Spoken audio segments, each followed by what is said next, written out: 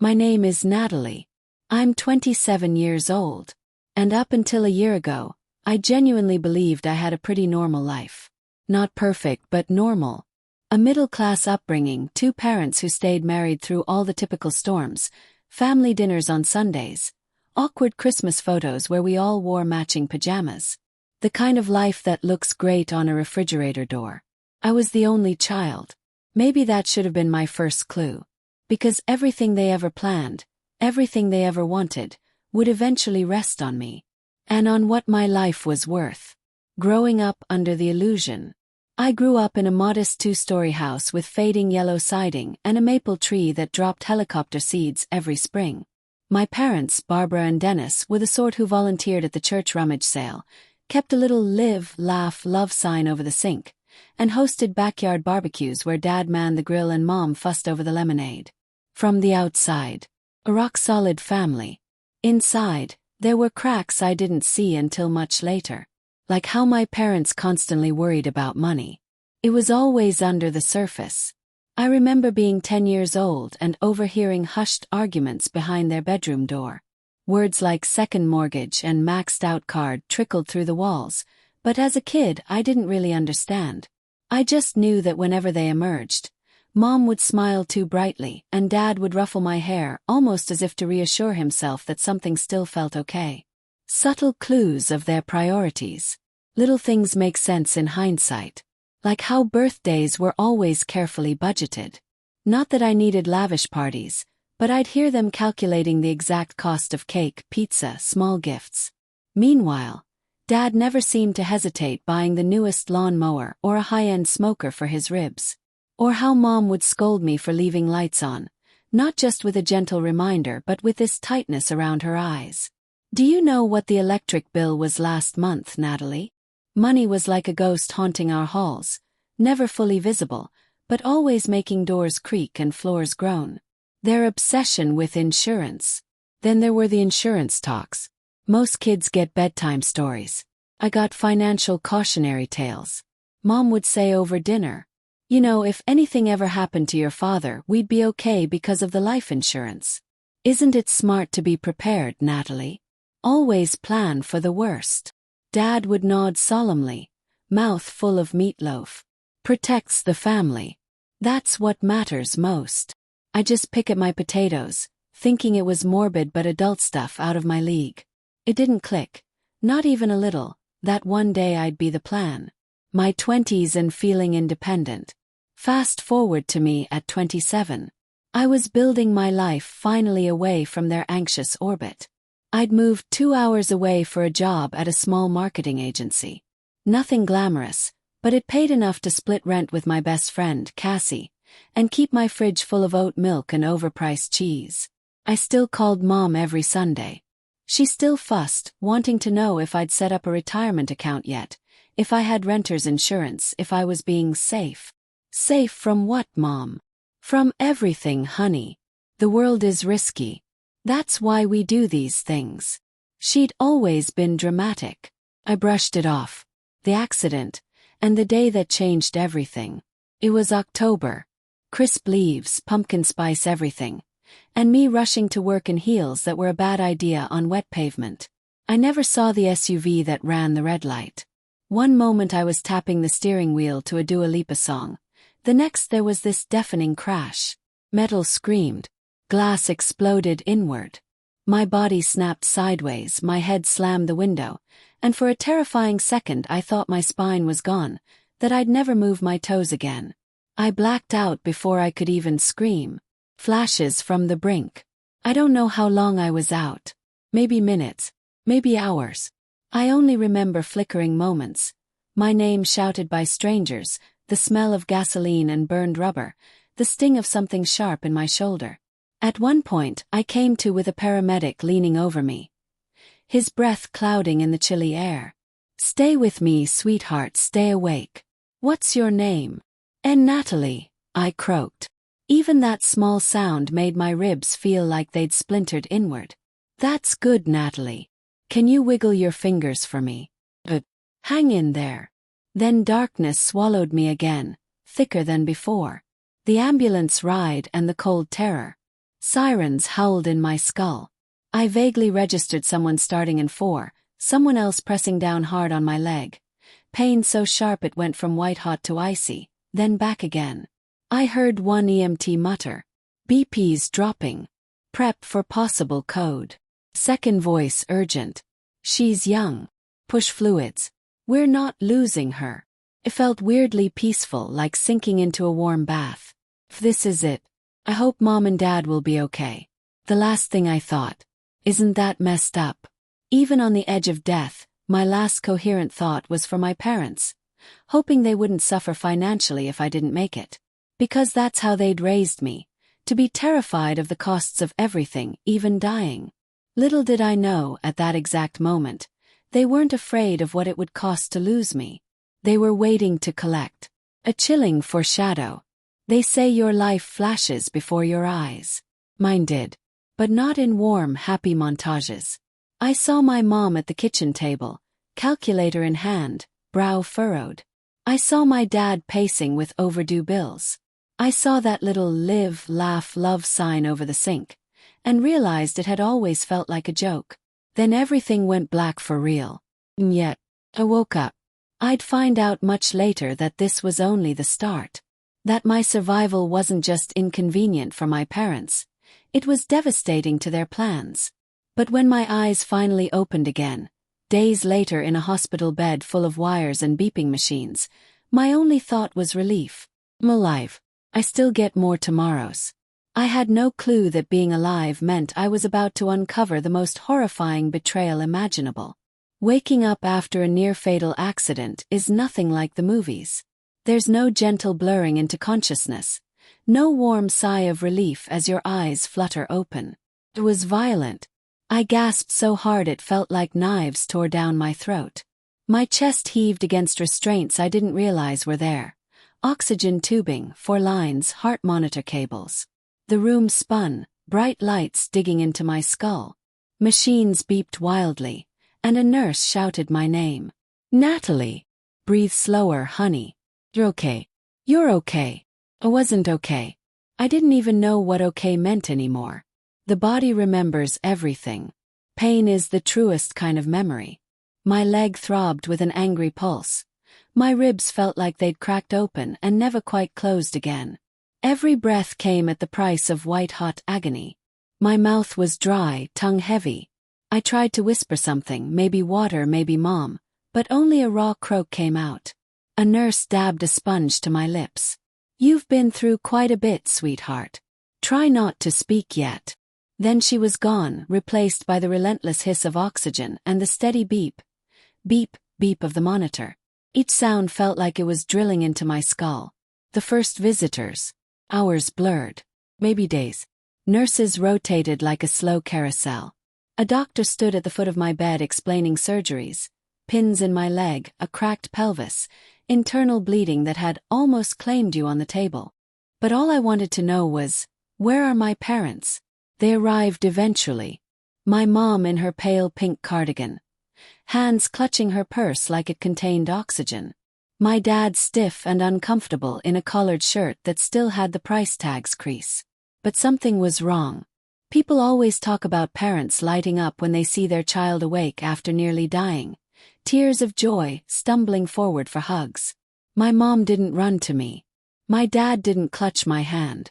They stood in the doorway for a solid 5 seconds, staring at me like they didn't quite recognize me. Then Mom forced a watery smile. "Oh, thank God, Natalie. Look at you. Awake." She stepped forward and squeezed my hand. It was cold and quick, like touching something you're afraid might burn you. Disappointment disguised as relief. They stayed only 15 minutes. My dad kept glancing at his watch. My mom asked standard questions. "Are they managing your pain? Are you hungry?" But didn't actually wait for answers. When a nurse came in to check my chart, my parents exchanged a look. Something tight. Not grief, not relief. Closer to calculation. "We'll be back tomorrow," Mom said, brushing a strand of hair off my forehead. I just nodded. "Rest up, kid." And they were gone. I lay there staring at the door long after it clicked shut, feeling a bizarre hollow bloom in my chest that wasn't physical. My parents had looked more emotional when I won a spelling bee in 6th grade. Cassie's visit reveals the contrast. Cassie, my roommate, my best friend, my chosen sister, drove up 3 days later. When she walked in, she burst into tears immediately, nearly pulling out my 4 hugging me. Jesus, Nat, you look like hell. But also, I've never been so happy to see anyone look like hell in my life. She brought garbage magazines, a stuffed fox, my favorite animal, and stories from home. Her presence was like sunlight pouring into a cold room. For 2 hours, I forgot how stiff my parents had been. Before she left, Cassie squeezed my hand hard. I'm so glad you're still here. Seriously. I love you, you know that, right? I nodded, tears pricking. Yeah. I love you too. Her words echoed around the sterile room long after she was gone. So glad you're still here. Not once had my parents said that. Nurses whispering outside the door. A few nights later, I was half asleep when I heard 2 nurses talking outside my door. Their voices were low but traveled well in the quiet hallway. I feel bad for her. They said the parents already tried to start the claim process before she even woke up. That's unsettling. Yeah. Must have thought it was a sure payout.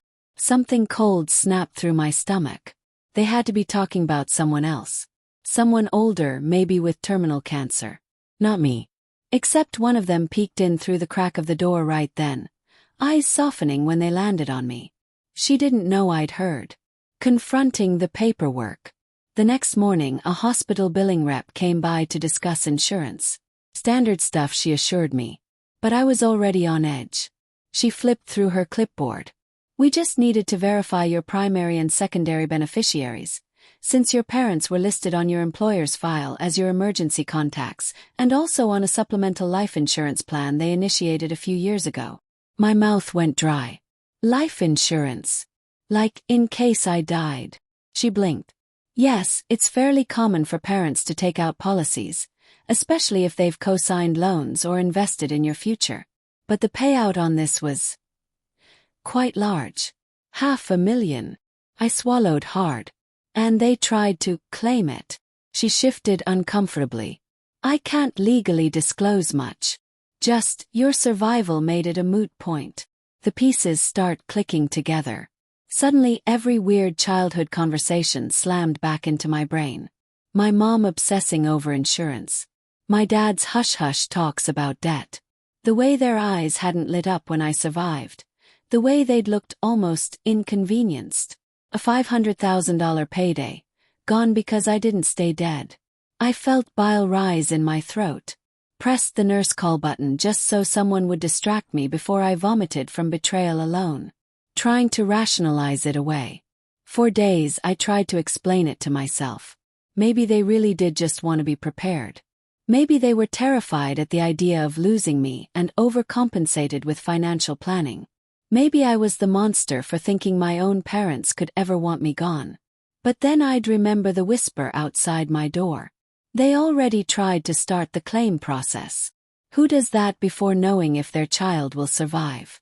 Who prepares the paperwork instead of praying by the bedside? Preparing for the confrontation. I started keeping a notebook in the hospital. Writing helped slow down the tornado in my head. Each page filled with questions I never thought I'd ask about my own family. Would they have been relieved if I'd died? Was I worth more to them gone than here? Is this why they never pressured me about marriage or grandkids? Because I was already their investment. By the time I was stable enough for discharge, I had a script of exactly what I needed to ask them. Getting ready to hear the unthinkable. When the nurse wheeled me to the hospital doors, Mom and Dad were waiting. Their smiles didn't reach their eyes. Dad signed the release papers like it was any other day. Grocery shopping, paying utilities. My stomach twisted. I was going home with them only because I physically had nowhere else to heal yet. But emotionally, I was already miles away. Because the girl they thought they'd cash in on, she survived. And she was about to start asking questions they'd never prepared to answer. When you almost die, people think the scariest part is the accident itself, the crunch of metal, the flash of pain, the panic. But the real fear comes later, when you wake up and realize the monsters weren't on the road. They were waiting for you at home.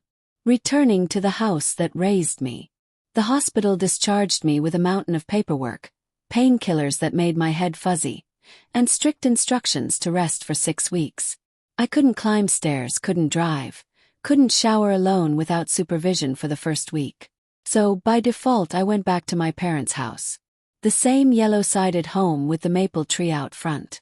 From the driveway it looked unchanged. Same cracked walkway, same wind chimes on the porch. But when Mom helped me inside, the air felt different. Heavy. Touching. Settling into a stranger's house. My old bedroom was just as I'd left it when I moved out at 22. Same faded posters. Same dent in the carpet from my high school desk. But it didn't feel like my room anymore. It felt like a carefully curated exhibit. Teen Natalie's life, frozen in time.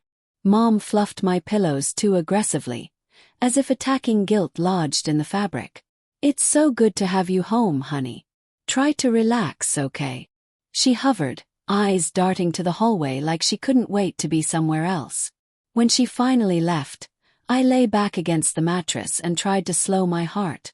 It thudded in my chest, echoing the same thought on repeat. Why don't they look happy I survived? Strange conversations in hushed voices. The second night back, I woke around 2 a.m., throat parched. I shuffled down the hallway, hand braced against the wall. That's when I heard them. My parents whispering urgently in the kitchen. Dad's voice was tight. It's gone. You know that, right? Completely void. Because she survived. Mom hissed back. Keep your voice down. She could hear. So what do you want me to do, Barb? We needed that. We're drowning here. There was a long silence. Then Mom's voice, so soft I barely caught it. I don't know. We'll figure something out. Betrayal that bruised deeper than the crash. I stood there, gripping the hallway wall so hard my knuckles ached. They weren't talking about my health. They weren't talking about the miracle of me still being alive. They were talking about money. About the insurance payout that slipped through their fingers because I had the audacity to keep breathing. Suddenly I couldn't breathe at all. The stitches along my side pulled, pain flaring so bright it stole my vision for a second. I stumbled back to my room, shut the door, and pressed my hand to my chest. They would have been richer if I had died. It wasn't a hypothetical anymore. It was fact. Trying to act normal. The next morning, Mom brought me tea like nothing was wrong. How did you sleep? Pain better today. I nodded, mouth dry, watching her eyes. They didn't meet mine for long. They flitted around the room, to the books on my shelf, the mug in her hand, anywhere but directly at me. Dad didn't come up at all. I heard him leave for work early. His truck rumbling out of the driveway. I sat there in bed, cradling the tea, feeling like a guest in my own life. Digging for proof I didn't want to find.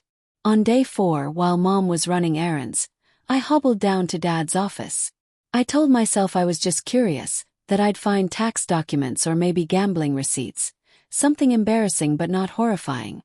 Instead, in the bottom drawer, under old utility bills, I found a thick folder labeled, Life, Natalie.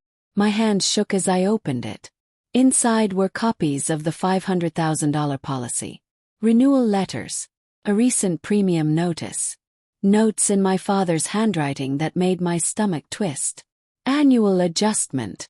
Check with Barbary payout scenario. If death accidental, higher cap. I clamped a hand over my mouth. It felt like I might throw up all over the papers that calculated my worth. The cold financial planning of your own parents. At the very back was a single sheet, a neat little estimate table from the insurance broker, outlining payout scenarios. Natural causes. $250,000. Accident. $500,000. A sticky note in Mom's tidy cursive clung to the corner. Would clear house plus car plus cards completely. I slid to the floor. The pain in my leg was nothing compared to the pain behind my ribs. All those years I thought they worried about bills because they feared losing our house. Turns out they were just waiting for a chance to pay it off, with me. Laying back in my childhood bed with the ugliest truth. I made it back upstairs somehow. Crawled under my old quilt. Stared at the ceiling covered in glow-in-the-dark stars I'd put up when I was 12. I tried to remember a single moment of unconditional love. A time they'd comforted me just to comfort me. Not because I was an investment. Not because they feared loss of future value. Couldn't. The only person who ever called. My phone buzzed on the nightstand. Lucy. She was the only person who checked on me daily, who didn't seem burdened by the fact that I was still alive. I answered, trying to keep my voice steady. "Hey, warrior," she said. "How's it going in the den of awkward parents?" I almost told her everything. Almost spilled how I found the documents, how they'd planned for my death down to the debt payoff. But I couldn't. Not yet. Same old. Boring. Delight. "Boring is good for healing," she said. "But if you need an extraction, say the word. I'll come kidnap you with snacks and terrible rom-coms." My throat closed. That's what love sounded like. No payout attached. The promise, I whispered to myself. That night, I lay awake long after the house went dark. I whispered into the quiet, just for me. "I'm going to get out of here. I don't care what they planned. My life is mine." My heart thudded in my chest, a stubborn, angry beat. Promise. Protest. Because if there was one thing my accident taught me, it was how hard my body would fight to stay alive. Now it was time for my mind to catch up. By the 5th day home, my stitches felt less like barbed wire and more like tight zippers across my skin. The bruises faded from angry purples to sickly yellows. My body was slowly recovering. But my mind, it was a bloodied mess of unanswered questions. And the folder, it was under my mattress, hidden like a guilty secret. Only it wasn't my guilt I was hiding, it was theirs. Gathering courage that wasn't there. I practiced how I'd bring it up. Lying awake at night, I'd mouth words into the dark, rehearsing lines like a pathetic one-woman play. "Why did you do it? Was I ever more than a payday to you? Would you have been relieved if I hadn't woken up?" Each time I finished, tears burned my eyes and I'd curl tighter under the covers, hoping if I made myself small enough, the pain would miss me. Never did. Picking the battlefield, the kitchen. The confrontation finally happened on a Tuesday afternoon. Mom was wiping down the counter for the 5th time. Her rag moving in frantic little circles. Dad sat at the table with his laptop open, but he wasn't working. His jaw flexed like he was chewing thoughts that refused to be swallowed. My hand shook so hard around my mug of tea I thought I'd drop it. I set it down and took a breath that felt like I was swallowing shards of glass. "I found it," I blurted. "The insurance papers. The estimate with your notes." The rag stilled in Mom's hand. Dad didn't look up. Their reactions were the worst part. I thought maybe they'd deny it. Maybe their faces would twist in horror, maybe they'd cry and rush to me, horrified that I'd misunderstood, that it all sounded so much worse than it was. Instead, Mom closed her eyes and sighed.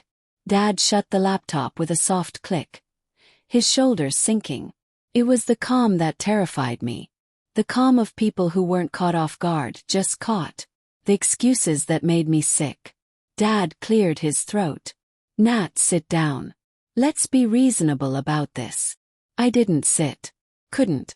My legs trembled but stayed locked in place. "Reasonable. You insured my death. $500,000. How long have you had that policy?" Mom finally met my eyes. Hers were red, but not from crying. From exhaustion. From regret maybe, though not the kind that comes from loving too hard. "Since you were 19, she whispered. 18. My first year of college. When I thought the biggest betrayal was a roommate who stole my mascara. The twisted logic of desperate people.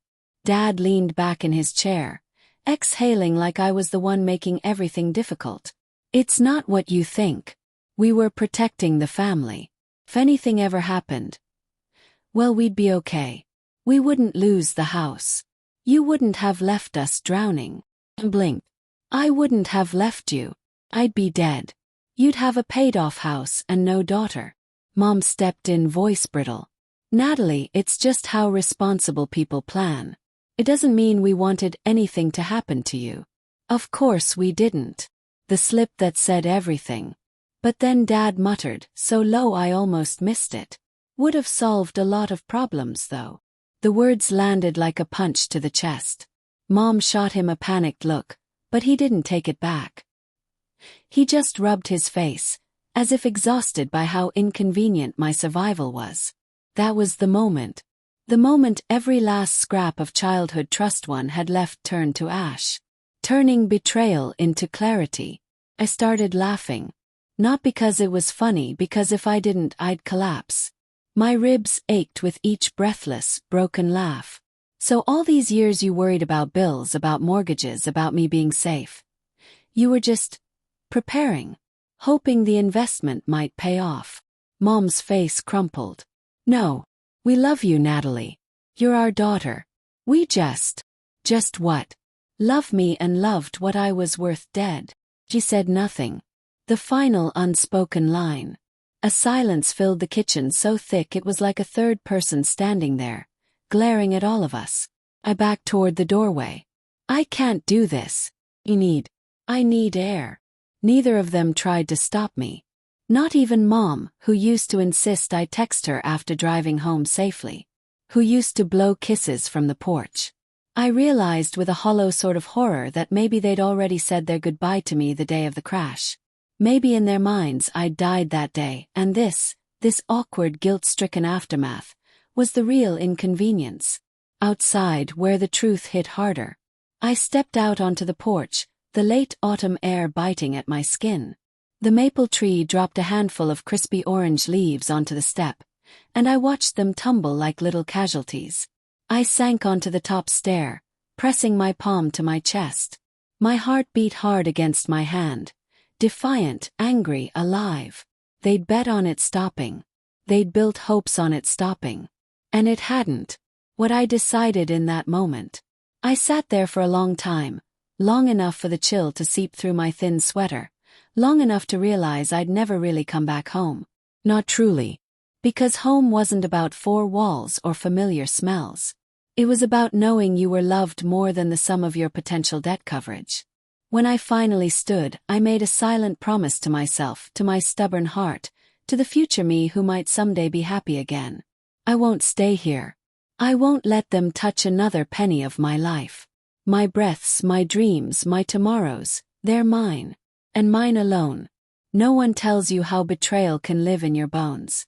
It isn't just a wound in your heart. It's something that settles into your marrow, curls up like a parasite, and makes you flinch from your own reflection.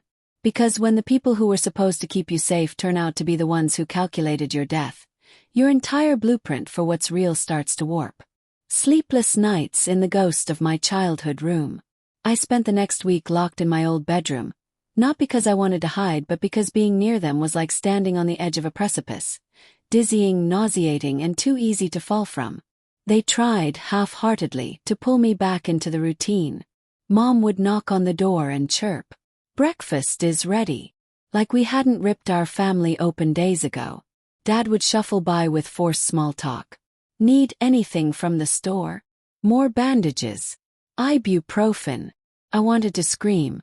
Wanted to stand on my bed and tear down the stupid fairy lights from high school, rip the old soccer trophies off the shelf and hurl them at the door. But I didn't. Instead, at night, I lay awake staring at the glowing plastic stars on my ceiling, the same ones I stuck up there at 12, believing in wishes, and wondered how many nights my parents lay awake hoping to cash in on my last breath. The accidental overhear that broke the last piece.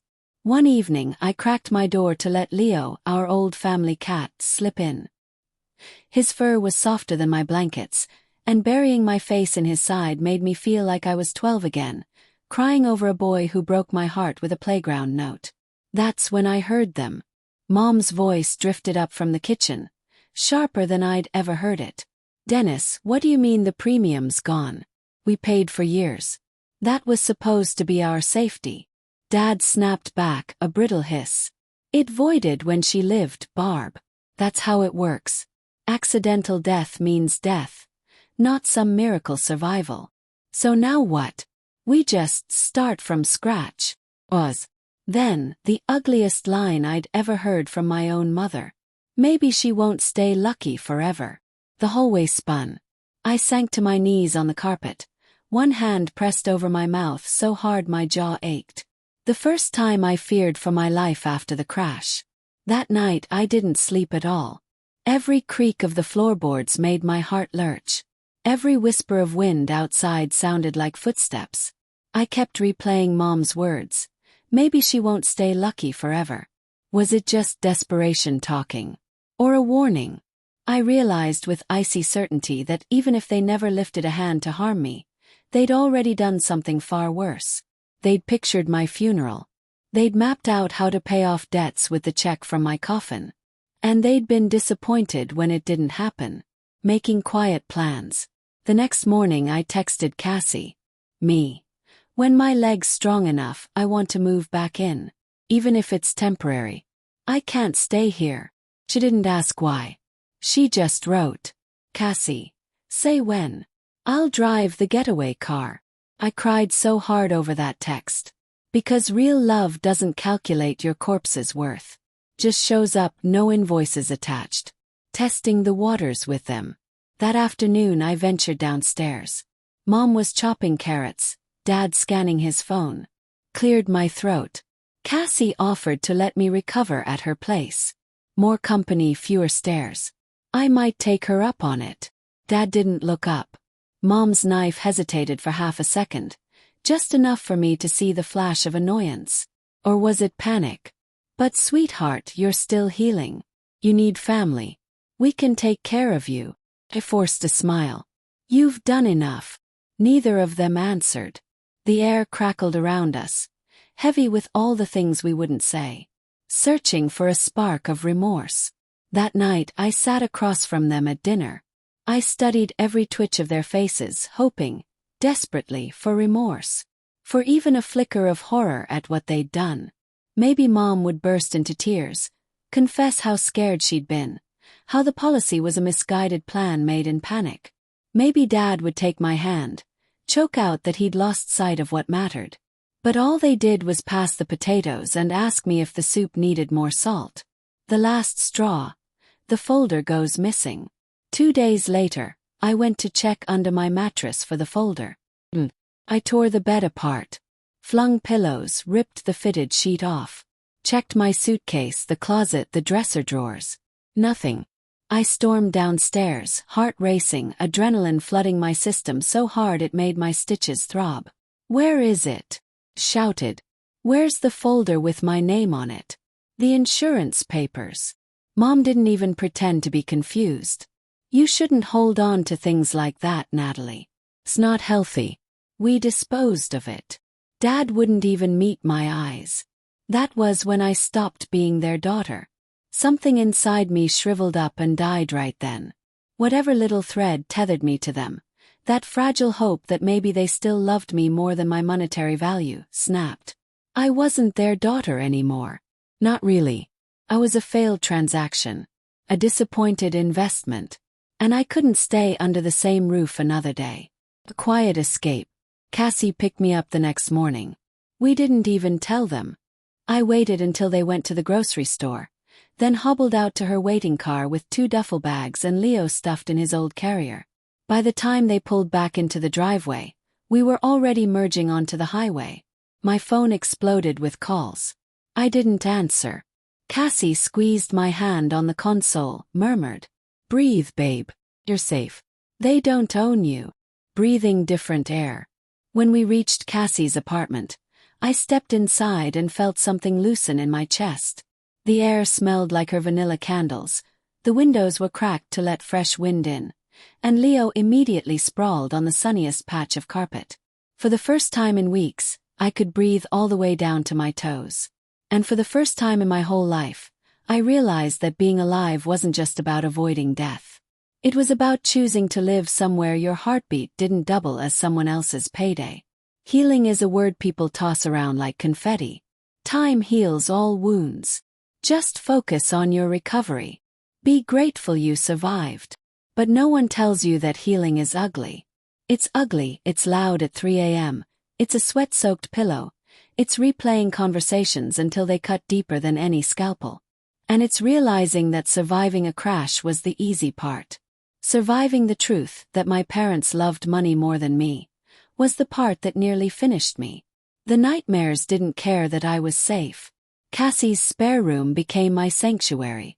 She helped set up a twin bed, hung cheap twinkle lights around the window, stocked the dresser with fuzzy socks and oversized sweatshirts.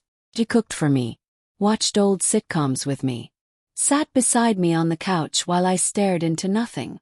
But she couldn't follow me into sleep. Almost every night, I'd jolt awake, heart sprinting, soaked in cold sweat.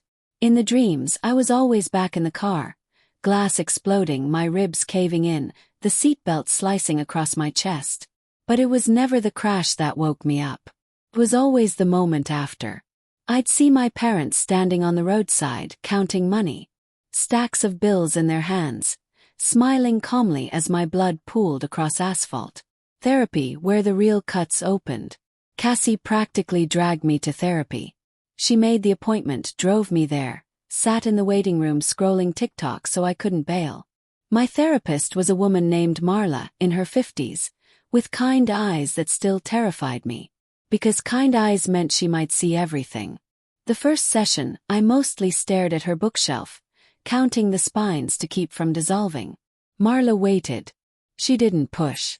Didn't say, "Tell me about your parents," or "What happened that night?" She just let the silence stretch until it broke me. "They had a policy on me," I finally blurted. "$500,000 if I died. They tried to claim it when I was in a coma. They looked disappointed when I lived." My voice cracked so violently on that last word I thought it might split my throat open. The first time someone looked at me without calculation. Marla didn't gasp. Didn't look scandalized or scandal-hungry, the way people do when they smell juicy tragedy. She just leaned forward, hands clasped, and said, "That must have been unimaginably lonely. To wake up and realize the people meant to protect you were hoping not to." I started sobbing. Deep, wrenching sobs that curled me over on the couch. Because finally, someone said it out loud without trying to pretty it up. It was lonely. It was betrayal on a molecular level.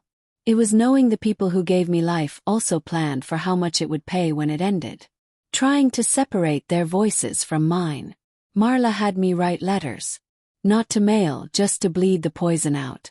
Letters to my parents that started polite and devolved into screaming all-caps rants. Letters to myself as a little girl, telling her she was lovable even without being someone's insurance policy. Letters to the accident scene itself, thanking it for cracking everything open, even if it almost killed me. It was brutal. Felt fake at first. Then, one day it felt like breathing for the first time in months. What healing actually looked like. Healing wasn't candles and herbal tea and affirmations on sticky notes. It was canceling 3 sessions because I was too scared to face what I'd have to say. It was waking up at 1 a.m. hyperventilating, then forcing myself to name 5 things in the room so I wouldn't spiral. It was sitting on Cassie's bathroom floor while she washed her hair, because being alone felt like drowning. And sometimes, it was laughing so hard at a stupid TikTok Cassie showed me that tears ran down my cheeks for a better reason. Small wins that meant more than survival. 2 months after moving in with Cassie, I finally drove a car again. My palms were sweaty on the steering wheel, pulse galloping, every honk sounding like an explosion. But I made it to a grocery store 5 blocks away and back without dying. When I got home, I sat in the driveway gripping the steering wheel, whispering, "You're okay. You're okay. You're so damn okay." I texted Marla about it, expecting a professional nod. Instead she replied, "That's huge. You reclaimed something that was stolen. I'm proud of you." I pressed the phone to my chest like a lifeline. Leo, my little constant. Even Leo, my old orange cat, seemed to know how fragile I was. He slept curled at my side every night, one paw on my arm. If I started whimpering in a nightmare, he'd purr so hard it rattled my ribs. Sometimes I'd bury my face in his fur and whisper, "You're the only thing that never wanted anything from me except my warm lap." And he'd head-butt me, blissfully unaware of insurance policies or disappointment or debt. Cassie's quiet campaign to keep me alive. Cassie did little things, brought home ridiculous bath bombs, left sticky notes on my mirror that said, "Hot girl who deserves to live," in big block letters, queued up movies about found families and underdogs who refused to stay down. She never said, "You're lucky to be alive," which is what everyone else said. She said, "I'm lucky you're still here. That's different." And that made me start to believe maybe there was a difference. The therapist's question that changed everything. One day Marla asked, "Who gets your joy now, Natalie?" It was such a weird question. My joy. It always went to making my parents proud. To paying bills on time. Being the responsible daughter who didn't make waves. Marla waited. Eventually I croaked out, "I don't know. I think it's been a long time since it was just mine." "Maybe it's time to try that," she said. "Just to see how it feels." A heartbeat for me. That night, I lay on Cassie's couch, Leo purring by my knee, half watching reruns. I pressed 2 fingers to my neck, felt the steady pulse. Lump, lump, lump. Not for my parents. Not for their debts. Not for a payout. Just for me. And for the first time it felt like the start of something that wasn't just survival but actually living. They say recovery is a straight line. A steady march forward. But that's a lie told by people who've never crawled out of betrayal so deep it rewired their nervous system.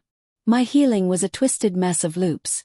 One day strong enough to stand in the sunshine and laugh over coffee with Cassie, the next day back under the covers, heart racing because I dreamed my parents were standing over my bed with calculators. But in all that mess I started doing something new. I started making plans. Not for them. Not to prove my worth. Plans that were ugly, raw, scary, but purely mine. The little list that changed everything. It started on a scrap of junk mail. Cassie found me at the kitchen table, scribbling furiously with a pink gel pen. "What's that?" she asked, peering over my shoulder. "A list," I muttered, suddenly embarrassed. "Of all the things I want to do. Now that I don't have to be anyone's backup plan." She squeezed my shoulder so hard it almost hurt, then read over it with a grin. "See the northern lights. Get a tattoo. Try stand-up open mic just once. Take a cooking class in Italy. Adopt another cat. Go a whole month without checking my phone first thing. Forgive myself for not seeing the truth sooner." Some were tiny. Some were ridiculous. But all were mine. And writing them down made my lungs expand in a way that felt almost joyful. The first trip, even if it was only 3 hours away. 3 months after the crash, with Marla's encouragement, I booked a tiny Airbnb cabin upstate. Just for 3 days. Just me and Leo. Cassie helped me pack, fussing like a nervous mom. "Are you sure you're okay to drive that far? What if you get anxious on the highway? Then I'll pull over. Breathe. And keep going." I did get anxious. Halfway there, my hands were slick on the steering wheel, my chest tight. But I pulled over at a rest stop, got an iced tea, stood in the sun for 15 minutes feeling the wind, and when I got back in the car, my heart was still beating. Still stubborn. Still mine. The little cabin where I didn't have to look over my shoulder. That cabin smelled like cedar and freedom. Leo spent hours perched on the window ledge watching squirrels. I spent hours on the porch wrapped in a blanket, reading dumb romance novels and writing in a journal. I wrote letters I'd never send. Letters to my parents saying, "I survived the crash, but more importantly, I survived you." Letters to myself saying, "You're not a payout. You're not debt relief. You're a messy, hopeful, ridiculous human being who deserves to exist just because you do." Getting the tattoo. When I got home, I did something impulsive. I made an appointment at a tattoo shop downtown, a clean little studio that smelled like antiseptic and clove. The artist was a woman covered in gorgeous dark florals. She asked, "First tattoo?" "Yeah." "Big cliché trauma survivor move, huh?" She just smiled. "It's not cliché if it means something." "What are we doing?" I rolled up my sleeve and pointed to the spot near my pulse. Just this. Still here. In your neatest handwriting. She pressed the stencil on. The needle burned in a way that was sharp and perfect. And when it was over, I stared at my skin like it was brand new. Still here.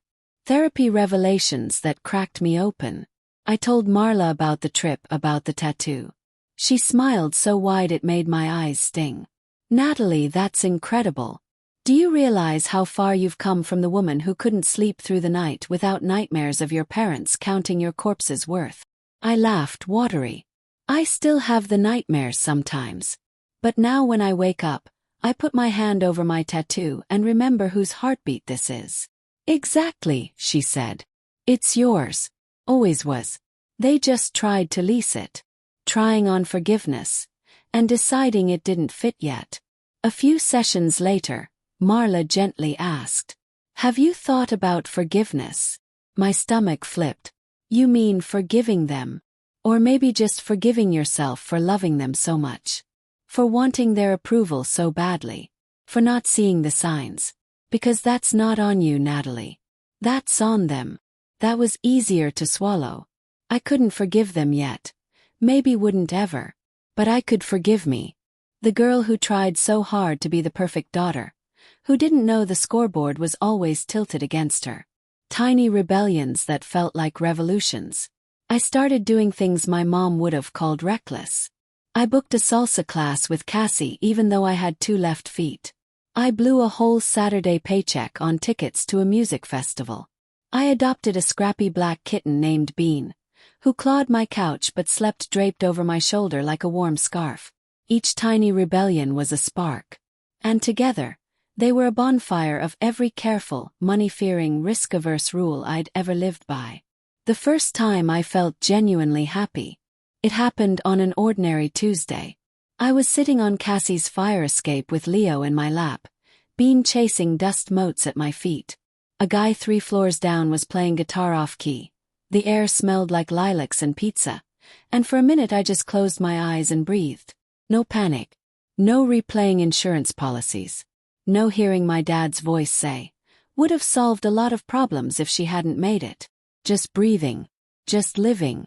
I actually whispered out loud, "I'm happy right now." And that was the biggest miracle of all. Letting my heart beat however it wanted. At night, I still pressed 2 fingers to my pulse. Still felt that old flicker of fear, that my parents might somehow collect on me from afar. But then I'd trace the letters on my wrist, the soft scabbed curve of the S, and whisper, "Still here." I started imagining where else this heartbeat might take me. Hiking in Banff. Swimming in Greece. Maybe falling in love again. Slowly on my terms, with someone who'd never measure me in cash values. Life finally being mine. I know my story isn't tied up with a neat bow. I didn't reconcile with my parents. I didn't burn their house down. I didn't get a grand apology that healed everything. What I got was something better. Got me. Breathing. Choosing. Planning. Laughing. Still scared sometimes but still here. And that, I'm realizing, is worth more than any payout could ever buy. Sometimes healing looks like letting people back in. Other times, it's about finally closing a door that's been swinging open and letting in storms your whole life. For me, it meant doing something that surprised even Cassie. I wrote my parents a letter. Not to send.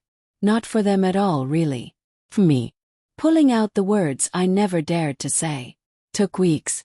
I'd sit at the little desk in Cassie's spare room, pen hovering over the paper, heart thumping so hard it blurred the ink.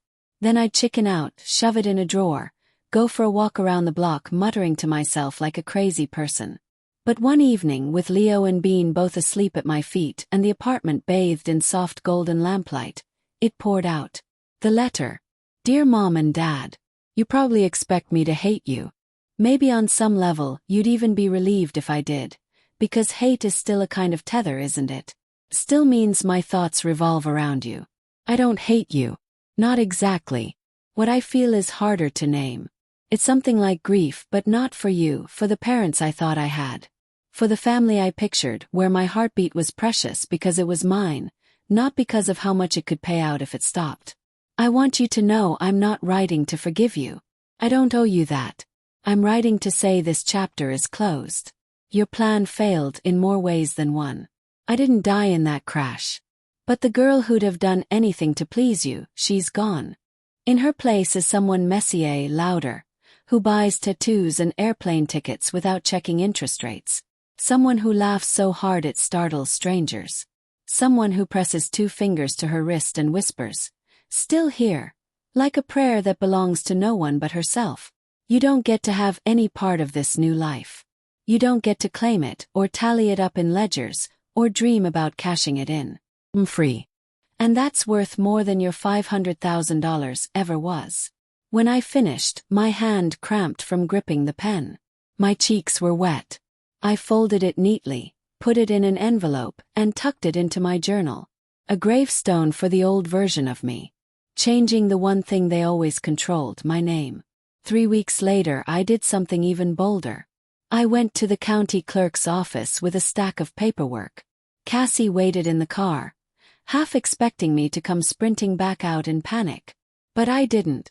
I filled out every line, hands only shaking twice.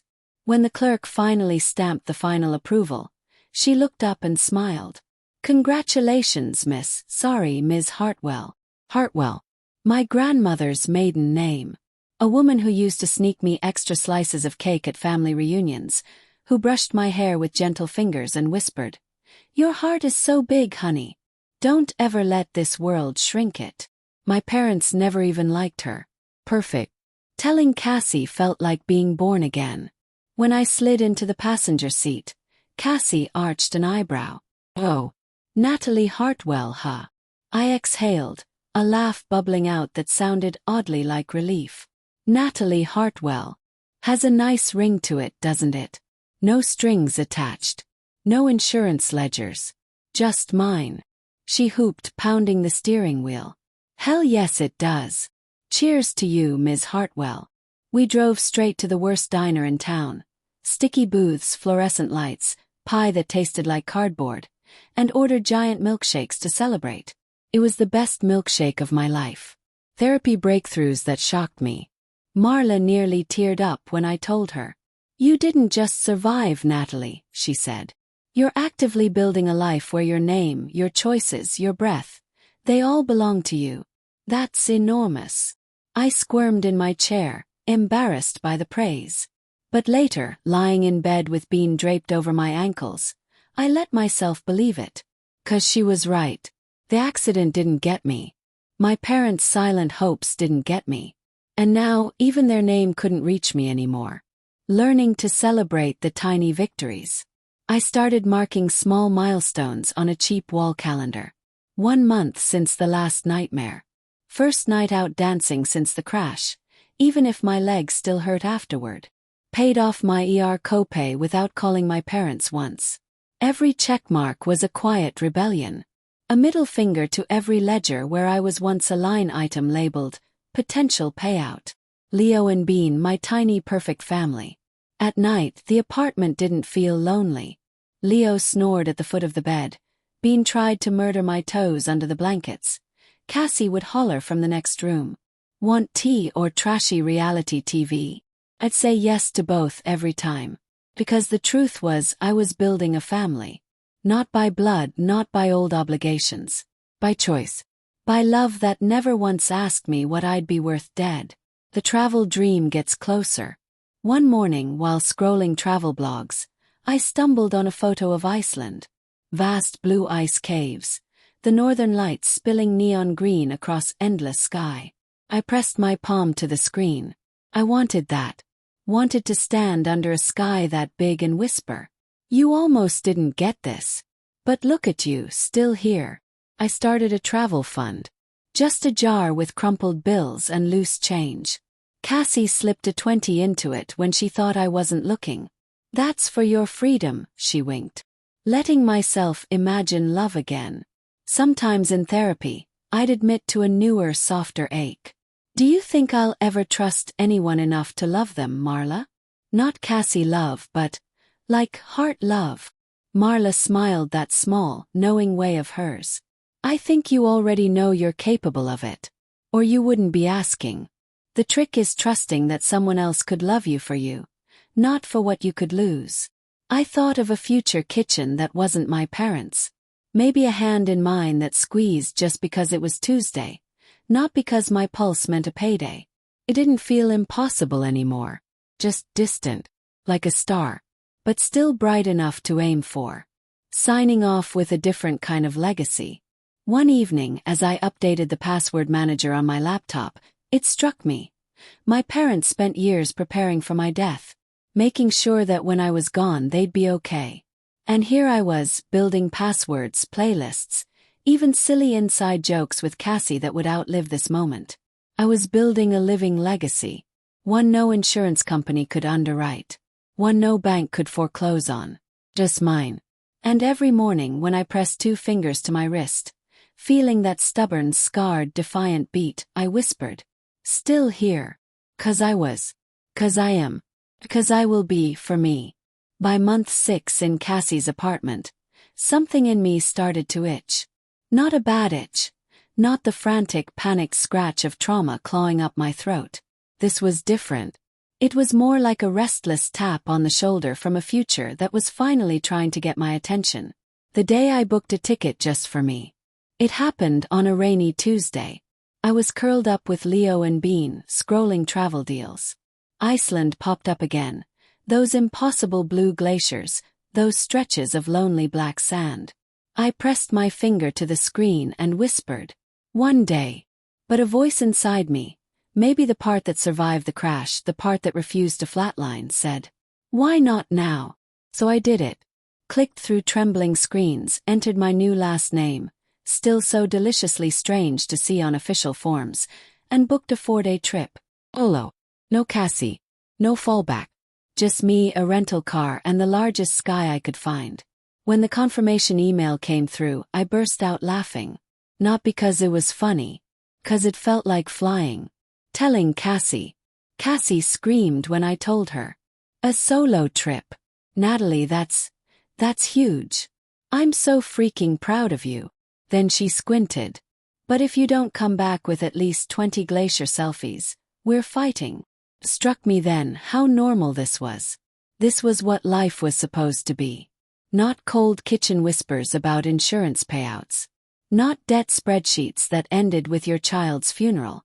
Just loud, goofy love that wanted you around long enough to annoy them with too many photos. Therapy homework that scared me more than Iceland. In the meantime, Marla had given me homework. I think you're ready to tell your story somewhere it matters, Natalie. Somewhere that isn't just my office or Cassie's couch. Like a podcast. A blog. She smiled gently. No, I mean somewhere in person.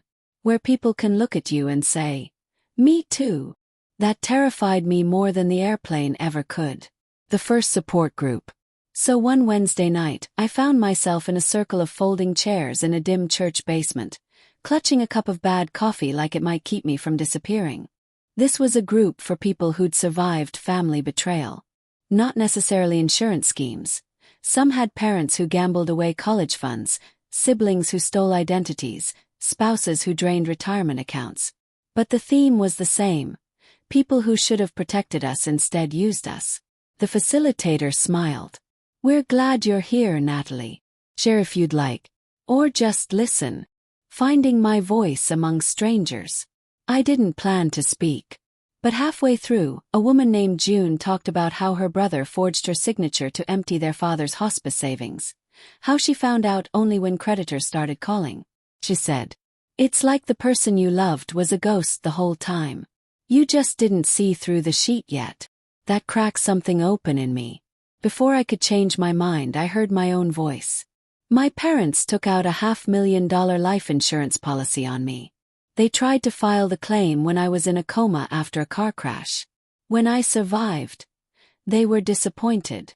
It was the first time I ever said it to strangers. It felt like vomiting up something sour that had been rotting in me for years. The reaction I never expected. But no one recoiled.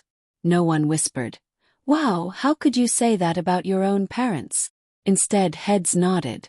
June reached over, squeezed my hand. A guy named Omar murmured.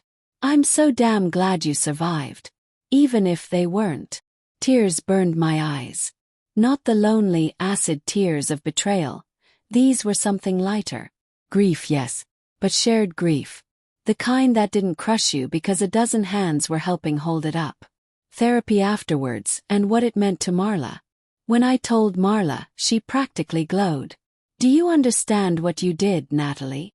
You turned a secret that was killing you into a story that someone else recognized. That's how we heal, not alone but echoed in others. I shrugged, smiling despite myself. It felt weirdly good. Like pulling out a splinter that's been stuck under the skin for years. Exactly, she said. And every time you tell it, it gets smaller. Less sharp. Preparing for Iceland. 2 weeks before my flight, I started packing. Cassie hovered, adding things I didn't need. This scarf matches your eyes, take it. And you have to bring this ridiculous hat. It'll look great in glacier photos. I laughed, shoving her away. It's a beanie with cat ears. I am not taking that to Iceland. It's going. Even if I hide it in your socks. Leo tried to climb in my suitcase. Bean tried to eat the zipper. It was chaos. It was home. A new passport, a new identity. When my new passport arrived with Natalie Hartwell stamped in clean black letters, I ran my fingers over it again and again. A line from my letter to my parents echoed in my head. Your plan failed in more ways than one. Because here I was not just living but leaving. Traveling under a name they'd never control, writing a story they'd never get royalties on. On the plane, touching my pulse. On the flight out, somewhere over the Atlantic, I rested my hand on my wrist. Felt that familiar thump under my fingertips. Still here. Still here. Still here. Not because my parents planned it. Not because fate had mercy. But because I refused to go quietly. And somewhere far below, on an ocean I'd never crossed before, a new chapter waited. I thought about them, my parents, the entire flight to Reykjavik. Not in the tearful, heart-wrenched way I used to. This was different. Detached, like running fingers over an old scar and realizing it doesn't hurt anymore. Just exists. By the time the wheels touched down on Icelandic tarmac, I was ready. Not for revenge. Not for closure. Just for whatever came next. A future they would never get to cash in on. Driving into nowhere felt like the purest freedom. I picked up a tiny rental car, white, boxy, smelling like cinnamon gum, and hit the road. Out here, roads didn't slice through cities cluttered with mortgage statements and insurance ledgers. They wound around volcanoes, dipped through moss fields, stretched toward horizons so wide my heart actually ached looking at them. I drove with the windows cracked, cold air biting my face. Every mile felt like a declaration. I am here. I am here. I am here. The first time I stood still with no fear. Outside Vic, I pulled over to an overlook. Black sand beaches sprawled below, waves pounding the shore with casual violence. I stepped out. Breath clouded around my face. And for the first time in months, maybe ever, I stood still without feeling hunted by my own heartbeat. No whispers calculating my worth. No tension waiting for the next betrayal.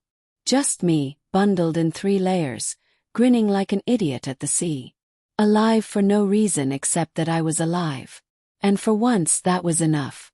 The letter I whispered to the wind. That night, I sat outside the guest house with a mug of terrible instant cocoa, scribbling one last letter on a napkin. Dear Mom and Dad, you probably won't ever see this. That's the point. I'm somewhere you never imagined I'd go. Not just Iceland, this whole place inside me where I exist for my own sake. I don't wish you harm. I don't wish you wealth. I wish you the silence of my absence. Because your daughter, the one who measured her worth by your ledgers, she didn't make it. But the woman standing under these freezing stars, she's mine. And you don't get to profit from her heartbeat ever again. I ripped it up, let the pieces scatter into the wind. Felt good. Final. Under the aurora, something new settled in my bones.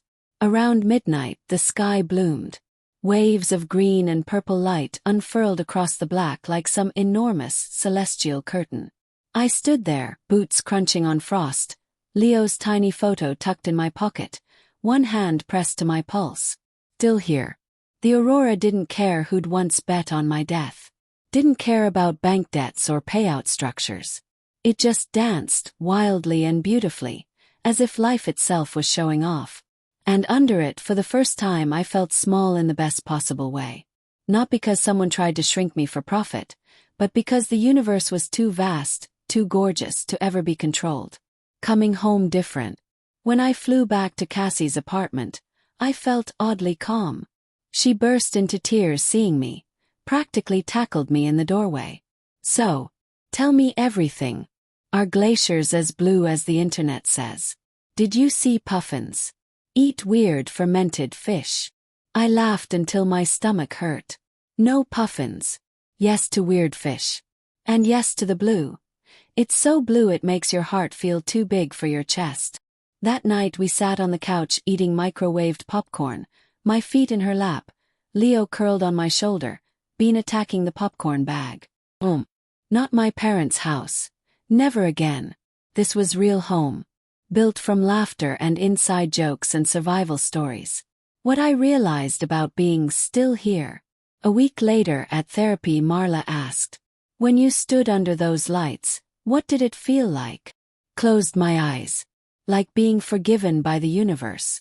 Like it didn't matter who once wanted me gone. I was there anyway. And I was small but not worthless. Just small like we all are. And weirdly that felt like freedom. She smiled. "You've reclaimed so much, Natalie. More than most people ever do. And not because of the crash. Because you decided to live beyond it. Planning new futures that have nothing to do with them. Now I keep a bigger list on my fridge. Learn enough Icelandic to order coffee without stuttering. Take a pottery class even if everything comes out lopsided. Maybe, someday, let someone love me the way Cassie and Leo do. Freely, no ledger attached." And on the very bottom, scribbled last week. "Stop touching my wrist every night to check. Or here. You'll know if that changes. How my story might help someone else." Sometimes I still visit the support group. I told them about Iceland, about the tattoo, about how I shredded my last letter in the freezing wind. A woman across the circle who'd never spoken before wiped her eyes and whispered, "That gives me hope. That maybe my life isn't over just because my family betrayed me." I squeezed her hand. Because if there's any reason my heart kept going when it should have stopped, maybe it was to say to people like her, survival isn't just about breathing. It's about living where no one else's greed gets to own your oxygen. A name they'll never write checks on again. Every time I sign something now, Natalie Hartwell, I smile. My parents might still pace in their kitchen, muttering about lost money, about how close they came. But they'll never see this name on a policy line again. Never stand over my body, pen in hand, calculating how much my stillness is worth. 'Cause I'm not still. I'm in motion. Always. Signing off with nothing owed to them. So if anyone ever wonders how it feels to survive the impossible twice. First the crash, then the truth, here it is. It feels like standing under a sky that doesn't care what your net worth is. Feels like your breath is just breath, not collateral. It feels like Leo purring, Cassie laughing, Bean knocking over a lamp at 3 a.m. Feels like saying, still here. Not because anyone bet on it. Not because anyone hoped for it. But because life, messy, terrifying, heartbreakingly gorgeous life, decided it wanted me anyway. And this time it's all mine.